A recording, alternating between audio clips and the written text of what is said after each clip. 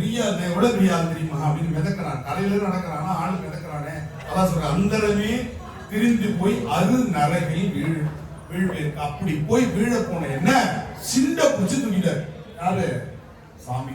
சிந்தைதனை தெரிவித்து பாரு எது தெரியுமா தேவை, இது எவ்வளவு சாப்பிடணும், எப்படி சாப்பிடணும், எப்ப சாப்பிடணும், எங்க சாப்பிடணும் அப்படிங்கிற எல்லா கேள்விக்கும் பதிலை நமக்கு சுவாமி என்ன பண்ணா சிந்தைதனை தெளிவிச்ச உடனே இந்த உடம்பு நல்லதை சாப்பிட்டு சாப்பிட்டு உயிர் என்ன ஆயிடுச்சு, பியூரா மாறாமச்சு. உயிர் என்ன ஆயிடுச்சு, சுத்தப்படுத்தி கொண்டே இருக்கு. நம்ம உடம்பு சுத்தப்படுத்துறது தண்ணீர், உயிரை பெருமாள் சுத்தப்படுத்துறான். எதால? தன்னுடைய திருவுருள் கருணையால உயிரை சுத்தப்படுத்துறான். உயிர் சுத்தமான உடனே செம்பு தங்கத்தை போல் ஒளிரும். செம்ப நீங்க நல்லா அருமையா போட்டு வளர்க்கனீங்கன்னா தங்கம் போல ஒளிரும். அதுபோல நானே சிவமாக ஜொலிக்க தொடங்கிவிட்டேன். நானே சிவமானேன்னு சொல்லல, சிவத்தை போல. அந்த இடத்துல ரொம்ப முக்கியம். அத்வைதத்துக்கும் சைவ சித்தாந்தத்துக்கும் ஒரு நூல் வித்தியாசம். அத்வைதம் நானே கடவுள்னு சொல்லுது, இதுல நான் கடவுள் தன்மையை பெறுகிறேன்னு சொல்லுது. ரெண்டு வித்தியாசம். அத்வைதத்துக்கும் சைவ சித்தாந்தத்துக்கு என்ன வித்தியாசம்? நானே கடவுள்னு சொன்னா அகம் பிரம்மாஸ்மி தத்துவமசி அப்படின்னு சொன்னா நானே கடவுள். ஆனா சைவ சித்தாந்தம் பா நீ கடவுள் இல்ல, நீ என்ன பண்ணி இருக்கிற, செம்பு விளக்கி வச்ச சொம்பு, அது கொஞ்சம் பளபளப்பா இருக்கும், ஆனால் விட்டினா களிம்பு சேரும். ஆனா பெருமான் ஒரிஜினல் தங்கம் எத்தனை வருஷம் ஆனாலும் அது களிம்பு சேரும். செம்பில் களிம்பு சேரும், ஆனால் துளைக்கி வைத்தால் அது எப்படி இருக்கும், தங்கத்தை போல இருக்கும். ஆனால் செம்பு தங்கம் இல்லை. தங்கம் துளக்கினாலும் துளக்காவிட்டாலும் அப்படியே விட்டாலும் தங்கம் தங்கமாகவே இருக்கும். தங்கமாகவே இருப்பது சிவம். தங்கத்தை போல சிவத்தினுடைய தன்மையால் செம்பு பளபளப்பாக இருப்பதற்கு சிவமாம் தன்மை என்று சொன்னார். அப்ப சிவமாம் தன்மை எப்ப இருக்கும், சிவத்தோடு இருக்கின்ற வரைதான் இருக்கும். அதை விட்டு இந்த உயிர் வந்துருச்சுன்னா களிம்பு போல இந்திரிய பயமாயிடும். களிம்பு போல மற்றதெல்லாம் நம்மளை பிடிச்சுக்கும். புரியுதா? அவ்வளவுதான். இப்ப பாருங்க, சிந்தைதனை தெளிவித்து சிவமாக்கி எனையாண்ட அப்படின்னு அர்த்தம். என்னையும் அவரே என்ன பண்ணிட்டாரு, சிவமாக்கி விட்டார். காந்தம் இருமையும் காந்தத்தை காந்தமாக ஆக்குவது போல காந்தம் என்ன பண்ணுது, இருமையும் காந்தம் ஆக்கிட்டு பாருங்க. தன்னோட இருக்கிற எடுத்துட்டீங்கன்னா காந்தமா இருக்கும், ஆனா இரும்பு காந்தமா இருக்காது. எடுத்துட்டீங்கன்னா இதுக்கு அந்த காந்த தன்மை போயிடும். அது மாதிரி அந்தமிலா ஆனந்தம் அப்படின்னு சொன்னா கழுத்துக்கு கீழே குலோப்ஜாமும் ஒண்ணுதான், வேப்பலையும் ஒண்ணுதான். இந்த தொண்டை வரையும் தான் இனிப்பு, கசப்பு, துவர்ப்பு, கார்ப்பு, உவர்ப்பு எல்லாம். தொண்டைக்கு கீழே இறங்கிடுச்சுன்னா அதனுடைய சொல்லுவோம் இல்லையா, இல்ல கொழுப்பு உள்ள இருக்கு, புரோட்டீன் இருக்கு, தனித்தனியா உள்ள பிரிஞ்சிடும். அது போல ஆனா சிவனோடு இருக்கக்கூடிய ஆனந்தம் அந்தமிலா ஆனந்தம் தான். அப்படின்னா முடிவிலா ஆனந்தம், அந்தமிலா ஆனந்தம். எப்ப நான் பார்த்தேன், அணிகுள் தில்லை, தில்லையில் போன உடனே என் சிந்தை தெளிவாச்சு. என்னுடைய இந்திரிய பயம் போன இந்த போக்கெல்லாம் போய் நரகத்துல போய் நான் விழறதுக்கு முன்னாடி என்னை காப்பாத்தி என்னை பாடுறான். நான் பார்த்த உடனே கிளியர் ஆயிடுச்சு. முதல் பட்டு அடுத்து பாருங்க, வினை பிறவி என்கின்ற வினையினால் கிடைக்கிற பிறவி வினை பிறவி. இப்பு போட்டிருக்காங்க பாருங்க, இல்லைன்னா கமா போட்டா என்ன, வினை வேற பிறவி வேற ஆயிடும். பிறவி எதனால வருது, வினையினால வருது. அதனால வினை பிறவின்னு. வினை பிறவி என்கின்ற வேதனையில் அகப்பட்டு நாம் நினைச்சிட்டு இருக்கோம் இந்த பிறவி நமக்கு ரொம்ப சுகமானதுன்னு. இந்த பிறவி நமக்கு சுகமானது நினைச்சிட்டு இருக்கோம். ஒரு நோய் வருவதற்கு வரை, ஒரு ஜுரம் வருவதற்கு வரை. ஒரு ஜுரம் வந்துருச்சுன்னா என்ன பாடுபடுறோம், என்ன பாடுபடுத்துறோம். போற வரணும்லாம் என்ன தொட்டு பாருன்னு கேட்கணும். அது வரையும் பார்த்தீங்கன்னா பக்கத்துல கூட வரணும். இந்த குழந்தைக்கு ஜுரம் வந்ததுக்கு அப்புறம் அம்மா நீ தொட்டு பாரு, அப்பா நீ தொட்டு பாரு, மாமா நீ தொட்டு பாரு, இல்லையா கேட்க மாட்டீங்களா? அது வரையும் அப்படி கிரிப்பா இருக்கும். ஒரு ஜுரம், சாதாரண ஒரு காய்ச்சல், சளி ஜுரம் வந்துச்சுன்னா ஒட்டுமொத்த நம்முடைய கான்பிடன்ஸ் லெவல் இறங்கி இருக்கு. அதுதான் இங்க சொல்ற, வினைப்பிறவி என்கின்ற வேதனையில் அகப்பட்டு தனை சிறிதும் நினையாது. இந்த தனை என்பது பெருமான். பெருமானை நினைக்காமல் இந்த உயிர் தன்னை தனை என்று வருவது எல்லாம் தன்னை சொல்றது இல்லை. இப்ப தன்னை நன்றாக தமிழ் செய்யுமாறு என்பது தன்னைன்னா அந்த இடத்துல என்னது, சிவத்தை குறிக்கக்கூடிய சொல். புரியுதா? தனை சிறிதும் நினையாதே தளர்வெய்தி கிடப்பேனை. நான் எப்படி இருக்கிறேன், இந்த வினையினால தளர்வெய்தி கிடக்கு. இப்ப நோயின்னு வச்சுக்கோங்க, வினைன்றது நமக்கு புரிந்து கொள்வதற்கு இன்னும் கொஞ்சம் நமக்கு படிக்கணும். நோய் வந்துருச்சு, நோய் வந்துட்டு யாராவது பிரிஸ்கா இருக்க முடியுமா? கலர்பா இருக்கும் இல்லையா, சோர்வா இருக்கும், ரெஸ்ட் எடுத்துக்கணும்னு நினைக்கிறோம்ல, அது அந்த மாதிரி வினை. அப்படி இருந்த என்ன என்னை பெரிதும் ஆட்கொண்டு என் பிறப்பறுத்த இணையலையே, இந்த பிறவியிலேயே என்னை ஆட்கொண்டு வினையெல்லாம் நீக்கி வாட்டர் வாஷ் பண்ணி இந்த உயிரை என்ன பண்ணிட்டான், இந்த பிறவிலேயே நீ முக்தி பெறலாம் என்று பிறப்பறுத்து இணையிலினா. கம்பேர் பண்ண முடியாத கடவுள் சிவபெருமான். இதற்கு அழகான விளக்கம் திருமந்திரத்தில், சிவனோடு ஒக்கும் தெய்வம் தேடினும் இல்லை, அவனோடு இங்கு ஒப்பார் இங்கு யாவரும் இல்லை. சிவனை யாரோடையும் கம்பேர் பண்ணாதீங்க, சிவனை யாரோடையும் கம்பேர் பண்ண கம்பேர் பண்ண முடியாது. அந்த மாதிரி இணையிலே அவனுக்காக இணை இல்லாதவன் இணையிலேயே அனைத்துலகும் தொழும் பிள்ளை அம்பலத்தை கண்டு. நாம் இந்த மண்ணுலகம் மட்டுமல்ல, விண்ணுலகம், பாதாள உலகம் சொல்லக்கூடிய எல்லா உலகமும் தொழக்கூடிய பிள்ளையில் கண்டேனே. அடுத்தது சுவாமி என்ன பண்ணிட்டாரு, நான் இப்படி இந்த பிறவிலேயே மாறுவதற்கு என்ன தெரியுமா எனக்கு ஒரு வழி கொடுத்துட்டாரு. நான் எங்க அப்பாவுடைய அணுவுல உரு தெரியாம இருந்தேன், புரியுதா? எங்க அப்பாவுடைய அணுவுல இருக்கும்போது எனக்கு உரு இருந்துச்சா? ஆனா பொண்ணா தெரியுமா? தெரியாது. அம்மாவோட வயிற்றுக்குள்ள போனதுக்கு அப்புறம் தான் அது ஆனா பொண்ணானே தெரிய ஆரம்பிக்கும். அந்த காலத்திலேயே அவன் என்ன பண்ணிட்டான், ஃபேக்டரியிலேயே என்ன சரி பண்ணிட்டான். நீங்க அதுக்கப்புறம் அதை நம்ம சரி பண்றதுங்கிறது வேற. அவன் என்ன பண்ணிட்டான், ஃபேக்டரியிலேயே சரி பண்ணிட்டான். உருவாகும் போதே உருத்தெரியா காலத்தே என் உள் புகுந்து என் உளம் மன்னி கருத்திருத்தின்னு, கரு அங்கேயே என்ன பண்ணிட்டான், மேனுஃபேக்சர் பண்ற இடத்துலயே சரி பண்ணிட்டான். டெஸ்டட் ஓகே அப்படின்ட்டு கொடுத்துட்டான். அதனால எனக்கு இந்த பிறவிலேயே என்ன பண்ணிடுச்சு, கொஞ்ச காலம் நான் அப்படி இருந்தேன். ஆனா எனக்கு சாமி ஏற்கனவே திருத்ததுனால என்னால ஈஸியா டர்ன் ஓவர் ஆக முடிஞ்சது, மடைமாற்றம் பண்ண முடிஞ்சது, என்னுடைய உயிரை திருப்ப முடிஞ்சது. அதனால நீங்க அந்த மாதிரி பழகிக்கிறீங்க. கருத்திருத்தி என் மூன் புக்கு கருணையினால் ஆண்டு கொண்ட திருத்துருத்தி மேயானை தித்திக்கும் சிவபதம். தித்திக்கும் சிவபதம்னா மற்றதெல்லாம் தேன்ல இருந்து, ஜாங்கிரியில இருந்து, ஜிலேபியில இருந்து சாப்பிட்டாதான் தித்திக்கும். இது நினைக்கும் தோறும் தித்திக்கும், நினைச்சாவே தித்திக்குமா? எது? சிவபதம். தித்திக்கும் சிவபதத்தை அருத்தியினால் நாயனி. ஏன் நாயின்னு சொல்றதுக்கு நான் பொருள் போனதுலேயே சொல்லிட்டேன். அன்பால் அந்த பெருமானை நான் என்ன பண்ணேன், அணிகுள் தில்லை கண் அழகான தொழில் கண்டேன். அடுத்தது கல்லாத புல்லறிவு. கல்லாத என்றால் நல்ல படிக்காத, டிகிரி படிக்காதன்னு அர்த்தம் இல்லை. இறைவனை பற்றிய பதிஞானத்தை கல்லாதன்னு புரிஞ்சுக்கணும். கல்லாத புல்லறிவு. புல்லுன்னா சிறுமைன்னு புத்தி, சின்ன புத்தின்னு சொல்றோம் இல்லையா? நான் பலமுறை சொல்லியிருக்கேன். இந்த சின்ன புத்திக்கு நிறைய உதாரணம் சொல்லியிருக்கேன். ஒரு கல்யாண வீட்டுக்கு போவாங்க, பார்த்தீங்கன்னா பெரிய பெரிய BMW கார்ல, ஆடி கார்ல, அந்த கார்ல வந்து இறங்குவாங்க. 2-3 வாட்டர் பாட்டில் எடுத்து ஹேண்ட்பேக்ல போடுவாங்க. நான் பார்த்தேன். சின்ன வாட்டர் பாட்டில் வேலை 3000 ரூபா இல்லை 4 ரூபா. 2 வாட்டர் பாட்டில் எடுத்து ஹேண்ட்பேக் வாங்கிக்க முடியாது. இறங்கின கார் 45 லட்சம். 4000 ரூபா பாட்டில் தூக்கி ஹேண்ட்பேக்ல போடுவோம். அதுதான் புல்லறிவு. புரியல? புல்லறிவு. எங்கேயாவது ஒரு 4 ஊக்கு கிடந்தா 2 ஊக்கு எடுத்து தாலியில போடுவோம். அந்த ஊக்கோட 10 ஊக்கோட விலையே 2 ரூபா. அவங்க எளிய மக்கள் எடுத்துட்டு இருப்பாங்க பஸ் ஸ்டாண்டில். அங்கே மணப்பெண் அலங்காரத்தில் நிறைய அதில் ஊக்கு பற்றி எல்லாத்தையும் நிறுத்துவாங்க. ஊக்கு ஆட் பண்ண இல்லைன்னு வச்சுக்கோங்க, வேலையே இல்லை யாருக்குமே. அப்போ ஒரிஜினல் டூப்ளிகேட்டை சரி பண்ணுறதுக்கு ஊக்கு ஆட் பண்ண அவசியம் தேவை இல்லையா? அதனால தான் அந்த ஃபுல்லாக சடை பண்ணுறதுலேருந்து எல்லாத்துக்கும் வச்சுருக்கா. 2 ஏர் பண்ணி எடுத்து போட்டுக்கிறது, 2 ஊக்கு எடுத்து போட்டுக்கிறது. இந்த புத்திக்கு இருக்கு பாருங்க. இது ஏழை பாடலாம் செய்யுங்க. புரியுதா? 50,000 ரூபாய் பட்டு புடவையும் 5 லட்சம் நகையும் போட்டு செய்யும்.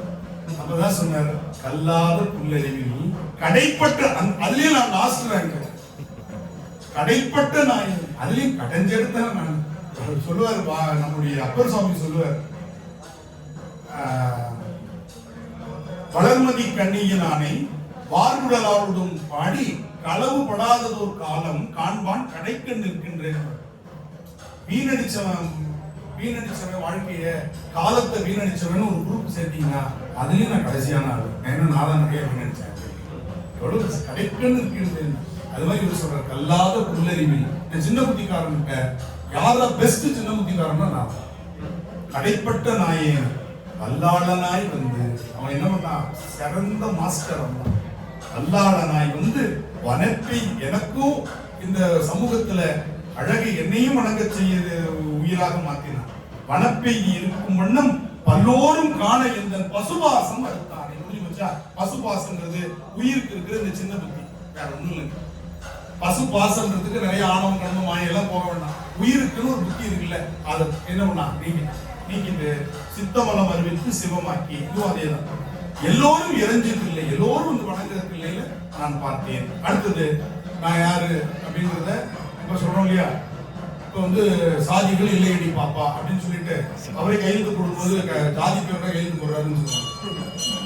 அப்ப என்ன சொன்னார்? சாதி குலம் பிறப்பு என்னும், சாதி குலம் பிறப்பு என்னும் சுழிப்பட்டு தடுமாறும். இதுக்குள்ள தடுமாறிட்டு இருக்கிற என்ன? ஆதமிலி நாயேனி. ஆதமிலின்னா என்ன அர்த்தம்? ஆதமிலி அநாத. ஆதமிலி நாயேனி அல்லலறுத்து ஆட்கொண்டு.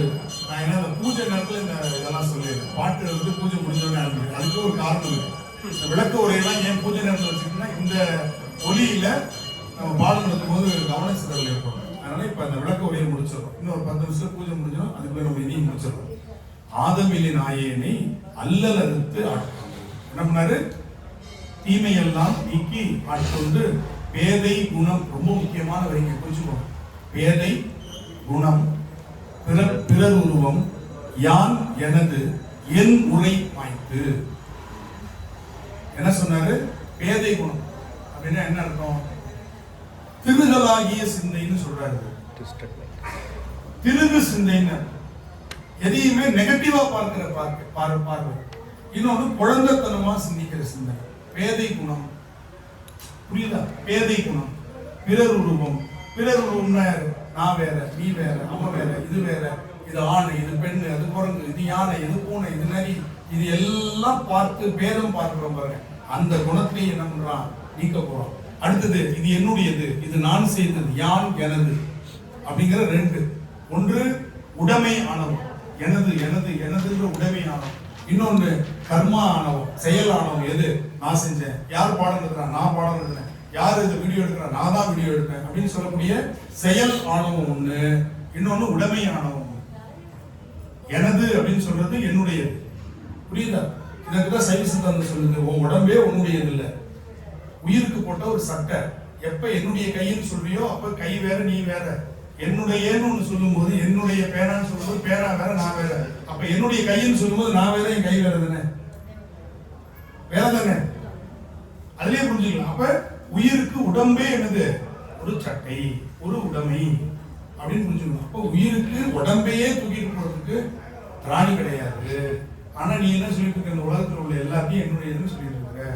இத வரிசையா சொல்ற. பேதை குணம் பிறர் உருவம் யான் எனது என்னுரை மாய்த்து. இப்படி எல்லாம் நான் பேசக்கூடியதெல்லாம் மாய்த்து பா, இது எல்லாம் செயல்படுத்துறதுக்கு மேல ஒருத்தர் இருக்கிறான் அப்படின்றத புரிய வச்சு கோதில் அமுது ஆனானே. கோதுன்னா குற்றம்னு அர்த்தம். பாசங்களிலிருந்து நீங்கியவனுக்கு பேர் கோதில் அமுதானானே. அமுதம் கூட குற்றமுடையது. அளவுக்கு மிஞ்சினால் அமுதமும் நஞ்சுன்னு சொல்றோம். ஆனா பெருமானுடைய அமுதம் எந்த காலத்திலும் குற்றமுடையதாக தீமை இழைப்பதாக இருக்காதனால கோதில் அமுது ஆனானே குலாவு தில்லை கண்டு. எல்லாரும் குலாவி குழுவின் தில்லை. பிறவிதனை அறமாற்றி, இதேதான் சொல்றார், பிறவிதனை அறமாக மாற்றி பிணி மூப்பு என்று இவை இரண்டும் உறவினுடன் ஒழிய சென்று உலகுடைய ஒரு முதலை. அப்ப பிணி இருந்தா என்ன வரும்? முதுமை வரும். மூப்பு சாக்காடு, சாக்காடுங்கிறது சாவு.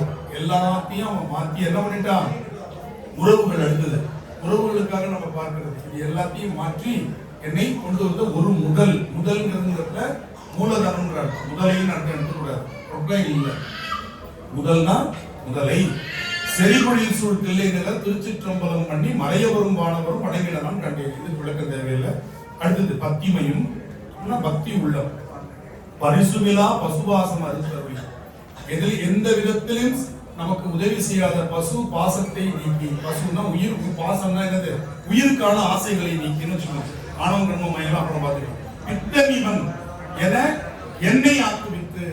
சிவபெருமான் என்ன பண்ணாதான்? தன்மேல் பித்து கொண்டவன்ற மாதிரி என்ன பண்ணிட்டான்? மாற்றி விட்டுட்டான். ஏன்னா அவனும் பித்தன், அவனை சார்ந்து இருக்கணும் பித்தன். ஏன்னா அவன் காந்தம்னா நானும் காந்தம், அவன் சிவம்னா நானும் சிவன். அவன் பித்தா பிரேஸ்வரினா நானும் பித்தன், அவனுக்கு அடியவளா இருக்கக்கூடிய நானும் பித்தன் அப்படின்னு என்ன சொல்றவாறு பேசுற மாதிரி என்ன மாத்திருக்கான். ஆக்குவித்து சித்தமெனும் தின்கையிட்டார். ஞானம்ன்ற கயிறால அவன் திருவடியோட என் உயிரை கட்டினான். பின் கயிறு, அருந்து போகாத கயிறு.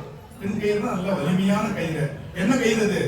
ஞானம், சிவன் அருள் என்கின்ற ஞான கயிற்றால் என் உயிரை அவன் திருவடியோடு கட்டினான். திருப்பாதம் கட்டுவித்த வித்தகனான். அவன் எப்படிப்பட்டவன்? அலே கில்லாடிங்கிறவன்ல வித்தகனார். விளையாடல் விளங்குதில்லை கண்டேன். அப்படிப்பட்ட வித்தகனார் விளையாடல் விளங்குதில்லை கண்டேனே. அளவிலா பாவகத்தால் அமுக்கு உண்டு இங்கு அறிவு இன்றி பிரிச்சு படிக்கணும். நான் என்ன பண்ணிட்டு இருக்கிறேன்? பாவகம். பாவகங்கிறது கற்பனை. கற்பனையிலே தெரியுது இல்ல, அளவில்லாத கற்பனை. நம்ம கொஞ்சம் கொஞ்சம் கற்பனையா இருக்குது. இவ்வளவு கற்பனை நாம காணோம். கற்பனை புலவோர் கருத்தின் அளவாம் அகுதை விரித்தினில் அனந்தமாமுன்னார் கண்ணச்சரவன் தண்டபாணி சாமி. அவன் நினைக்கிற கற்பனைய என்னால அளவிட்டு சொல்ல முடியாது அப்படின்ற பட்டு கற்பனை போகும் இல்லையா? அந்த கற்பனை எல்லாத்தையும் சொல்றாரு. அளவில்லா பாவகத்தால் அமுக்கு உண்டு. அந்த பாவகத்தின் கூட வாழ்க்கையை நடத்தணும்னு நினைக்கிற மாதிரி அமுக்கு உண்டு இங்கு அறிவின்றி, அறிவில்லாமல் விளைவு ஒன்றும். இதனால இந்த கற்பனை இப்படி நம்ம பண்றோமே, இதனால என்ன விளைவு வரும்ன்றது நமக்கு தெரியல. விளைவு இன்றி விளைவு ஒன்றும் அறியாது வெறுவியனாய். கிடைக்காத போது என்ன ஒரு இயலாமை, ஏக்கம், கவலை, மனச்சோர்வு, மன அழுத்தம், மன நோய், மனநிலை பாதிப்பு அப்படிங்கிற இவ்வளவும் வரும். அது எல்லாத்துக்கும் ஒரே வார்த்தை வெறுமையனாய். இவ்வளவு அந்த வெறுமையினால வரக்கூடிய நோய்கள். வெறுமையனாய் கிடப்பேனுக்கு அளவிலா ஆனந்தம் அளித்து என்னை ஆண்டானை, ஆண்டானை களவில்லா வானவர்னர். இந்த வானவர்களுக்கு அப்பப்போ திருட்டுத்தனம் வரும். ஆனா அந்த தில்லைக்கு வர வானவர்கள் களவிலா வானவர்னர். களவிலா வானவர்களுக்கு வரும் வரும் தொழுதில் தொழும் தில்லை கண்டேன். அவங்க வானவரும் வந்து தொழக்கூடிய தில்லையை கண்டேன். அடுத்தது பாங்கினோடும் பரிசோடும் அறியாத நாயகன். பாங்கு அப்படின்னா நம்ம வந்து நல்ல ஞாபகம் வச்சுக்கணும். இது எங்க பாங்கு, இது எங்க பண்பு. பாங்கு என்பது பண்பு. பண்பெனப்படுவது பாங்கு அறிந்து கொள்ளுதல். தமிழ் இலக்கிய கலித்தொகை சொல்லு. பண்பெனப்படுவது பாங்கு அறிந்து ஒழுகுதல். இந்த பாங்குன்னா என்ன அப்படின்னா, ஒருத்தருடைய உள்ளம் தெரிஞ்சு அவங்களுடைய எண்ணம் தெரிஞ்சு நம்ம போகணும். இப்ப நமக்கு ஒரு பரிமாறுறாங்க எல்லாமே, அதுல ஒரு பிடிக்காத பொருள் இருக்கு. பந்தியில உட்கார்ந்து இருக்கும் போது எனக்கு பிடிக்கலன்னு நெகட்டிவா சொல்லக்கூடாது. இது ஒரு பண்பாடு. இதெல்லாம் மனுஷன் திம்பானான்னு சொல்லக்கூடாது. அது ரெண்டாவது வாட்டி வாங்கி ஒருத்தர் சாப்பிட்டு புரியுதா? இதெல்லாம் மனுஷன் திம்பானா ஏன் வைக்கிற அப்படின்னு பக்கத்துல ஒரு ஆசையா சாப்பிடுது. சரி, உங்களுக்கு பிடிக்கலையா? இது ஒரு பாங்கு, சாப்பிடறவங்க பாங்கு. இது மாதிரி சொல்லாம பிடிக்காத வச்சாலும் பரவாயில்ல. அதை நம்ம என்ன பண்ணிருந்தோம்? பிடிச்சதெல்லாம் கடைசியா சாப்பிடுறோம், பிடிக்காத முதல்ல சாப்பிடுறோம். ஏன் நம்ம இதை பிடிக்கல, நம்ம முதல்ல சாப்பிடுவோம், பிடிச்சதெல்லாம் அப்புறம் சாப்பிடுவோம். இதை பார்த்துக்கிட்டே இருந்து பரிமாறுறோம். ரொம்ப பிடிக்குது இன்னொரு வச்சாலும் செய்யணும். அது அவனுடைய பண்பு கிட்ட தான். வேணுமான அவன் கேட்கணும். நீ சாப்பிட்டேங்கிறதுக்காகவே அது பிடிக்குதுன்னு அர்த்தம் இல்லை. புரியுதா?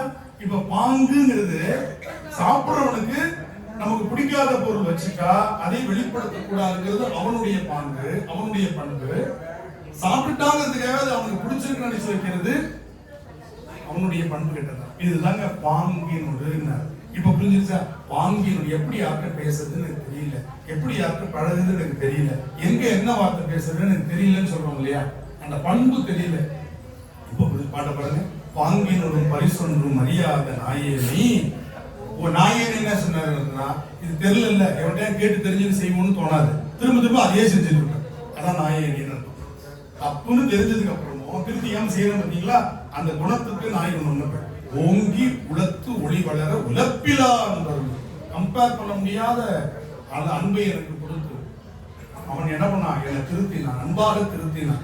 வாங்கி வினைமலம் அறுத்து வான்கருங்க என்னை கூப்பிட்டு வாங்கி இந்த உயிரை அவன் என்ன பண்ணா? தனதாக்கி கொண்டு என்னுடைய மலம், மலம் என்றால் அழுக்கு. இந்த இடத்துல ஆணவம், கண்மம், மாயினி மேல சொன்ன அழுக்கெல்லாம் இருக்கு இல்லையா? இந்திரிய பயமயமே செய்யக்கூடிய தவறுகள் எல்லாமே அழுக்கு, உயிரை பற்றி இருக்கிற அழுக்கு. அதுக்கு பேர் மதம்னு பேர். வினை மதம் அறுத்து வான் கருணை தந்தானே, வானளவுக்கு எனக்கு கருணை தந்தானே. 4 மறை பயில் தில்லை அம்பலத்தை கண்டேன். 4 மறை வேதங்களும் பயிலக்கூடிய தில்லையில் கண்டேன். கடைசி பாட்டு பெருமானை நமக்கு இல்லை. அவன் எப்படி இருக்கிறான்? பூதங்கள் 5 நீ பெருமானை பார்க்க முடியலையா? காற்று தெரிகிறதா? தெரியாது. அது மாதிரிதான் பெருமான் தெரிய மாட்டான். காற்று உணர்கிறாயா? நீ உணரலாம். விளக்கு தெரிகிறதா? பெருமான் தான் அது. புரியுதா? ஒளியாக இருக்கிறான், மண்ணாக இருக்கிறான், பூதங்கள் ஐந்தாகின்னு சொன்னார். அதனால விளக்கேற்றும் போது தானா காத்தடிச்சு அணைஞ்சிருச்சுன்னா வருத்தப்படாத, தெய்வத்துக்கு தயவு செய்து நினைக்காது. விளக்கேற்றணும், நீ ஊதி அணைக்கல, காத்தடிக்குது, அணைஞ்சிருச்சு, திருப்பி ஏத்து, திருப்பி ஏத்து. புரியுதா? என்ன நீட்டே ரிப்பீட்டர்ஸ் போடுறான், ஜெயிச்சிடறானா இல்லையா? நீட்ல ரிப்பீட்டர்ஸ் ஜெயிக்கிறாங்களா இல்லையா? எத்தனை பேர் ஜெயிக்கிறாங்க? ஐஏஎஸ் ஐபிஎஸ் ரிப்பீட்டர்ஸ் இருக்கிறாங்க, ஜெயிக்கிறாங்களா இல்லையா? அப்ப ஃபர்ஸ்ட் வாட்டி ஏத்துனா ஜெயிக்க முடியல அப்படின்னா, ஃபர்ஸ்ட் வாட்டி எழுதுனா ஜெயிக்க முடியலன்னா ஏன் அடுத்த வாட்டி எழுத போறான்? அப்ப நல்லா பாருங்க, வாழ்க்கையில் எதுவோ அதுதான் வழிபாடு. தீபம் ஏத்துறோம், அணையுது, நான் அணைக்கல, தானா அணைஞ்சது, திருப்பி ஏத்துங்க. ஏன்? காற்றை நீ வேறாக நினைப்பதால், தீபத்தை மட்டும் கடவுளா நினைக்கிறதுனால இந்த வார்த்தை. அதுக்கு வேற்றாகி விநாயகி படிச்சோம்னா, காற்றாகி எங்கும் கலந்தாய் போற்றிங்கிற வரியை எடுத்துட்டு படிக்கணும். தீபம் காற்று அணைச்சிருச்சுன்னா, காற்று கடவுள் இல்லைன்னு சொன்னா, இனிமேல் வேற்றாகி விநாயகி படிக்கும் போது காற்றாகி எங்கும் கலந்தானை அப்படின்னு படிச்சீங்கன்னா நறுக்குன்னு வந்து கொண்டு இறைவன் காற்றுன்னு சொல்லியிருக்காரு நாவுக்கரசர். உங்களுக்கு என்ன அவ்வளவு திமுறுங்கிற? அதை மாத்தி அதை புரிஞ்சுக்கிறதுக்கு உங்களுக்கு யாரு இந்த மூட நம்பிக்கையை கொடுத்தது? எனவே சிவம் நெருப்பு, காற்று உமையவள், நெருப்பை காற்று அணைத்தது என்றால் அது அண்ணாமலையார்னு நினைங்க. திருப்பி ஏத்து, ஏத்திட்டு போ. காற்று, எந்த காற்று நெருப்பை அணைக்கிறதோ அதே காற்று தான் நெருப்பை வளர்க்கும். ஞாபகம், அடுப்பு அணையுது, ஊதாங்குழல் எது வச்சு ஊதுற? எதுக்கு ஊதுற? அணையுதுல, அதுதான். எதுல அணைஞ்சது? காத்துல அணைஞ்சது. திருப்பி எதால ஏத்துற? காத்தால ஏத்துற. அதனால் இனி விளக்கு அணைந்தால் மகிழ்ச்சி அடையுங்கள்.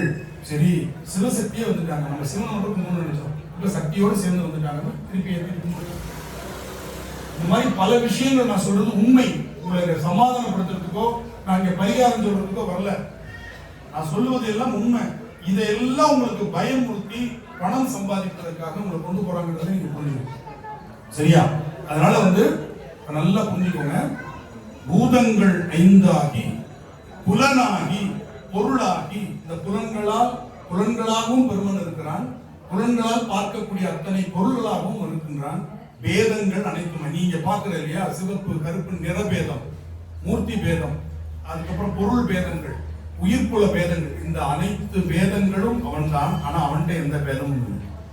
நீ பார்க்கிற அத்தனையும் இறைவன், வேதங்கள் அவன்தான். ஆனா அவன்கிட்ட என்ன இல்லை? இது மனுஷன், இவனுக்கு மட்டும் அருள் செய்யணும், அது பன்றி, அதுக்கு அருள் செய்யக்கூடாதுங்கிற வேதம் அவனுக்கு இல்லை. மனுஷனுக்கும் தாயுமானவன் அவன் தான், பன்றிக்கும் தாயுமானவன் அவன். அதான் வேதங்கள் அனைத்துமாய் வேதமில்லா பெருமை எனக்கு. கேதங்கள், கேதம் என்றால் இழவு போன்ற தாங்க முடியாத துன்பம், அதுதான் கேதம்னு சொல்லுவாங்க. இறந்த வீட்டை கேத வீடுன்னு சொல்லுவாங்க கிராமத்தில். கேதம்ன்றது என்னது? இழப்பீடு பெற முடியாத இழப்பு, வேறு கேதம்னு பேரு. ரீப்ளேஸ்மெண்ட் கிடையாது இல்லையா? அந்த மாதிரி அந்த கேதம் உனக்கு வராதுங்கிற. கேதங்கள் கெடுத்தாண்ட கிளறொளியில் கிளர்ந்து ஒளிர்கின்ற ஒளியில் மரகதத்தை மரகதன் என்றார் இல்லையா? வேதங்கள் தொழுதியற்கும் விலங்கு தொழிலை கண்டது. வேதங்கள் எல்லாம் தொழுதியற்கக்கூடிய பிள்ளையில் கண்டது. இதுதான் கண்டவர், கண்டு சொன்னவர். எனவே கண்டவர் சொன்னதை கேளுங்கள், கண்டவர் சொல்றதை கேட்காது. இது வாரியார் சொல்றது.